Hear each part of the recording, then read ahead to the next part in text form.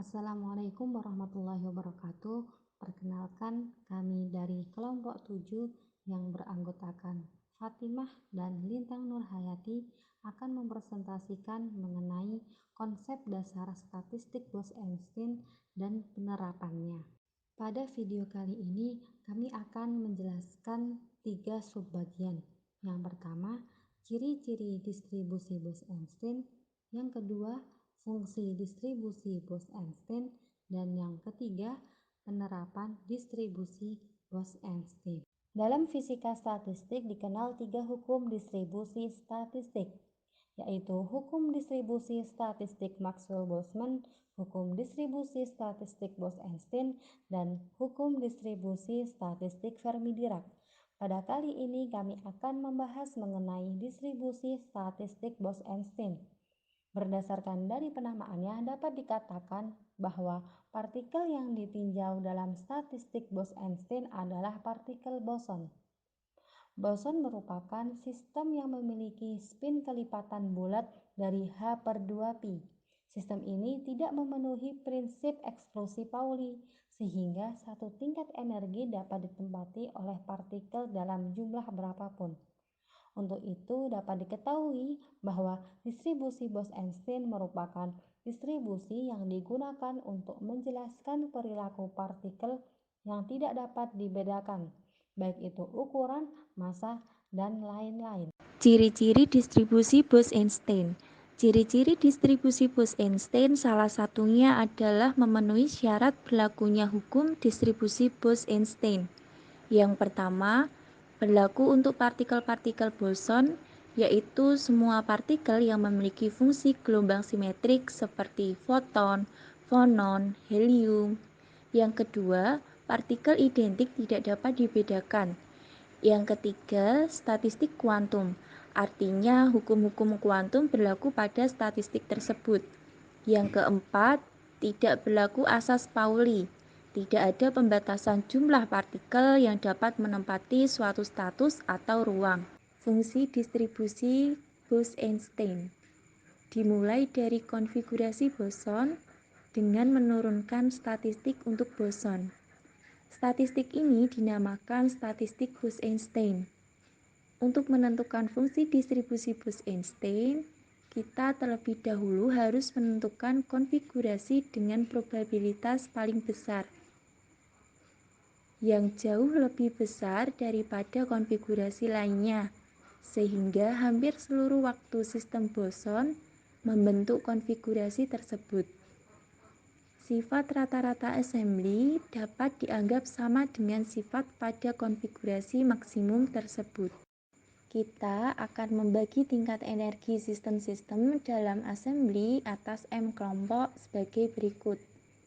Kelompok 1 memiliki jumlah keadaan G1 dan energi rata-rata E1. Kelompok 2 memiliki jumlah keadaan G2 dan energi rata-rata E2. Kelompok S memiliki jumlah keadaan GS dan energi rata-rata ES. Hingga kelompok M memiliki jumlah keadaan Gm dan energi rata-rata Em. Kita akan menentukan beberapa cara penyusunan yang dapat dilakukan jika ada N1 sistem di kelompok 1, ada N2 sistem di kelompok 2, ada NS sistem di kelompok S, hingga ada NM sistem di kelompok M. Mari kita tinjau kelompok 1 di mana terdapat G1 keadaan dan N1 sistem. Kita analogikan satu keadaan sebagai sebuah kursi dan satu sistem sebagai sebuah benda yang diletakkan di kursi tersebut. Satu kursi dapat saja kosong atau menampung benda dalam jumlah berapa saja. Untuk menghitung jumlah penyusunan benda, kita dapat melakukannya sebagai berikut. Seperti pada gambar. Di sini ada 3 gambar, penyusunan 1, penyusunan 2, dan penyusunan 3.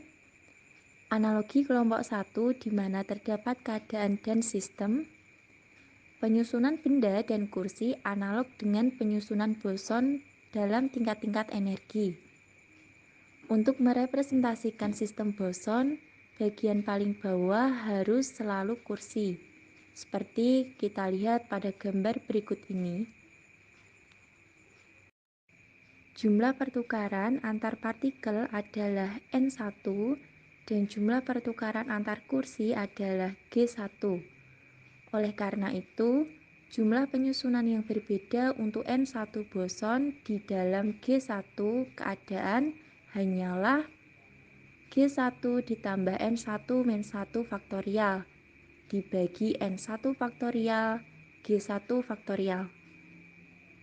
Terakhir, hingga kelompok energi ke M, jumlah cara penyusunan yang berbeda untuk Nm sistem dalam keadaan Gm adalah Gm ditambah Nm min 1 faktorial dibagi Nm faktorial Gm faktorial. Nah, akhirnya jumlah total cara penyusunan yang berbeda secara bersamaan sistem di N1 dalam G1 keadaan N2 sistem di dalam G2 dan seterusnya Nm sistem dalam Gm keadaan adalah G1 ditambah N1 min 1 faktorial dibagi N1 faktorial G1 faktorial dikali G2 ditambah N2 min 1 faktorial dibagi N2 faktorial G2 faktorial dikali dan seterusnya hingga Gm ditambah Nm min 1 faktorial dibagi Nm faktorial Gm faktorial sama dengan sigma S sama dengan 1 sampai M dari Gs ditambah Ns min 1 faktorial dibagi Ns faktorial Gs faktorial. Kita juga harus memperhitungkan jumlah cara membawa N sistem dari luar untuk didistribusikan ke tingkat-tingkat energi. Jumlah cara pengambilan N sistem adalah N faktorial cara. Karena sistem tidak dapat dibedakan, maka jumlah tersebut harus dibagi dengan N faktorial. Sehingga jumlah total cara membawa N sistem ke dalam tingkat-tingkat energi di dalam assembly adalah N faktorial dibagi N faktorial sama dengan 1. Akhirnya, kita dapatkan jumlah penyusunan sistem-sistem dalam assembly boson adalah W sama dengan sigma S sama dengan 1 sampai M dari Gs ditambah Ns dikurangi 1 faktorial dibagi Ns faktorial Gs faktorial. Selanjutnya yaitu konfigurasi maksimum. Pada pembahasan sebelumnya sudah didapatkan persamaan W sama dengan sigma S sama dengan 1 hingga M dari Gs plus Ns min 1 faktorial dibagi Ns faktorial Gs faktorial. Untuk dapat memaksimalkan persamaan tersebut, maka diubah menjadi ln W. Karena jika ln W maksimum, maka W juga maksimum, sehingga persamaannya menjadi ln W sama dengan ln sigma S sama dengan 1 hingga M dari Gs plus Ns min 1 faktorial dibagi Ns faktorial Gs faktorial. Dengan menggunakan sifat ln didapatkan ln W sama dengan sigma S sama dengan 1 hingga M dari ln dalam kurung Gs plus Ns min 1 faktorial minus ln Ns faktorial minus ln Gs faktorial. Setelah didapatkan ln W, selanjutnya yaitu menyederhanakan menggunakan pendekatan Stirling. Didapatkan pertama ln Gs plus Ns min 1 faktorial senilai Gs plus Ns min 1 ln Gs plus Ns min 1 minus Gs plus Ns min 1. Yang kedua, ln Ns faktorial senilai Ns ln Ns minus Ns. Dan terakhir, ln Gs faktorial senilai Gs ln Gs minus Gs. Kemudian substitusikan ketiga persamaan di atas sehingga persamaan ln W menjadi ln W sama dengan sigma S sama dengan 1 hingga M dari GS plus NS min 1 ln GS plus NS min 1 minus GS plus NS min 1 minus NS ln NS plus NS min GS ln GS plus GS. Jumlah total sistem serta energi total assembly memenuhi N sama dengan sigma S sama dengan hingga M dari NS dan U sama dengan sigma S sama dengan 1 hingga M dari ESNS yang bersifat konstan, sehingga pembatasan dapat dinyatakan dalam bentuk diferensial, yaitu diferensial N sama dengan sigma S sama dengan 1 hingga M dari diferensial NS sama dengan 0. Dan diferensial U sama dengan sigma S sama dengan 1 hingga M dari ES diferensial NS sama dengan 0. Konfigurasi probabilitas maksimum diperoleh dengan memaksimumkan ln W. Dengan memperhatikan kedua persamaan di atas, maka dapat dituliskan diferensial ln W plus alfa diferensial N plus beta diferensial U sama dengan 0. Sebelumnya, kita sudah mendapatkan persamaan ln W. Untuk itu, diferensial persamaan ln W yaitu diferensial ln W sama dengan sigma S sama dengan 1 hingga M dari diferensial GS plus NS min 1 ln GS plus NS min 1 minus diferensial GS plus NS min 1 minus diferensial NS ln NS plus diferensial NS minus diferensial GS ln GS plus diferensial GS. Setelah kita mendapatkan persamaan diferensial ln W, selanjutnya yaitu menghitung suku per suku persamaan diferensial ln W. Pada persamaan diferensial ln W terdapat 6 suku. Agar lebih mudah dalam menjabarkan persamaannya, terdapat 4 suku yang perlu disederhanakan lagi. Pertama, diferensial GS plus NS min 1 ln GS plus NS min 1 menjadi dalam kurung ln GS plus NS min 1 plus 1 tutup kurung diferensial NS. Yang kedua, diferensial GS plus NS min 1 sama dengan diferensial NS. Yang ketiga, diferensial NS ln NS sama dengan dalam kurung ln NS plus 1 tutup kurung diferensial NS. Dan yang terakhir, diferensial GS ln GS sama dengan 0. Selanjutnya yaitu mensubstitusikan sehingga persamaannya menjadi diferensial ln W sama dengan sigma S sama dengan 1 hingga M dari ln GS plus NS min 1 plus 1 diferensial NS minus diferensial NS minus ln NS plus 1 diferensial NS plus diferensial NS minus 0 plus 0. Setelah dioperasikan menjadi diferensial ln W sama dengan sigma S sama dengan 1 hingga M dari ln dalam kurung GS plus NS min 1 per ln NS tutup kurung dikali diferensial NS. Karena GS jauh lebih besar dari 1 dan NS jauh lebih besar dari 1, maka GS plus NS minus 1 senilai GS plus NS, sehingga dapat dituliskan menjadi diferensial ln W sama dengan sigma S sama dengan 1 hingga M ln dalam kurung GS plus NS per ln NS tutup kurung diferensial NS.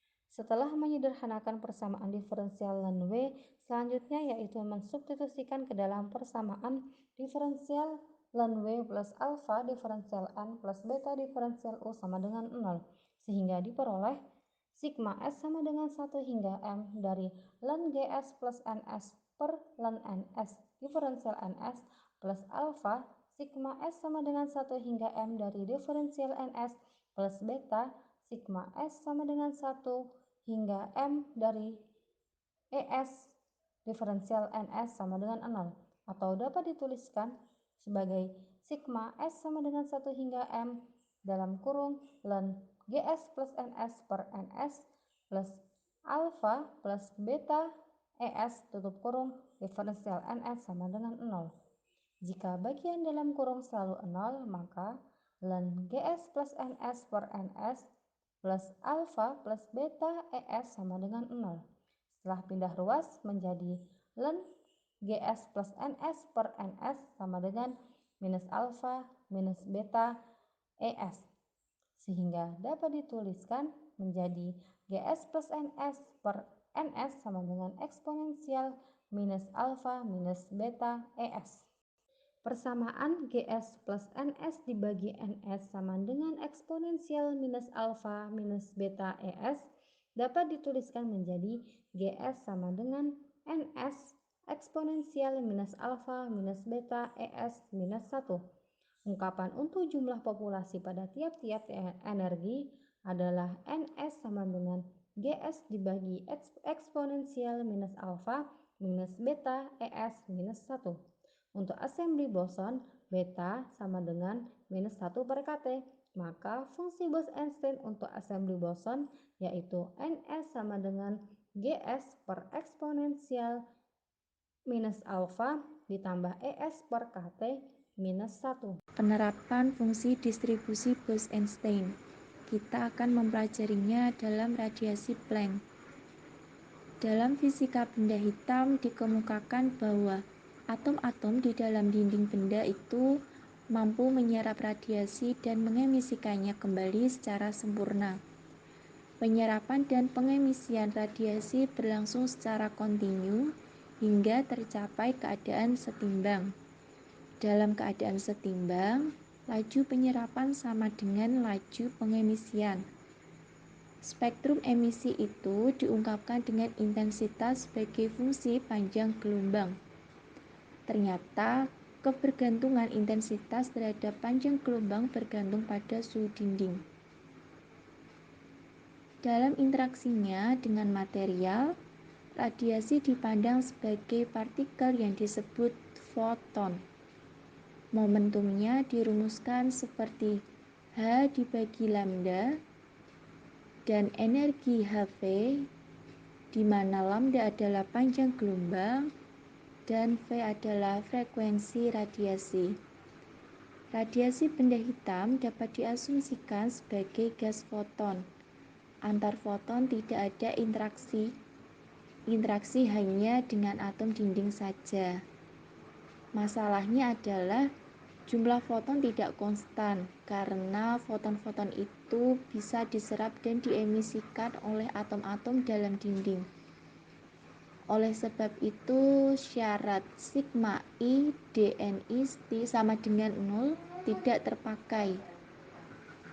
Artinya parameter mu tidaklah penting. Sehingga untuk foton, mu sama dengan 0. Dan distribusi Bose-Einstein dalam kasus ini menjadi N EK sama dengan 1 dibagi E pangkat HV per KBT dikurangi 1. Sekian presentasi dari kelompok kami. Apabila ada salah kata maupun pengucapan, kami mohon maaf. Wassalamualaikum warahmatullahi wabarakatuh.